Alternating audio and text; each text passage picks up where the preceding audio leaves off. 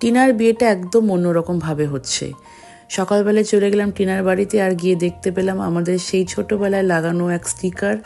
ছোট ছোট জিনিসগুলোর সাথে কত স্মৃতি জড়িয়ে থাকে, তাই না? টিনার আজ আইবুড়ো ভাত, তাই আমরা সব কিছু রেডি করে দিলাম। আর এখানে কাকিমা টিনাকে আশীর্বাদ করছিল।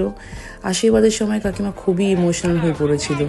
তারপরে আমরা খাওয়া দাওয়া করে বিকেলবেলা চলে এলাম সেই মেহেন্দি পরানোর জায়গায়, যেটার জন্যে আমরা খুব এক্সাইটেড ছিলাম। টিনার সাথে প্ল্যান করেছিলাম যে কীরকম মেহেন্দি পরাবো, আর বন্ধুর বিয়ে বলে কথা, তো আমাকে তো একটু হাত দিতেই হয়।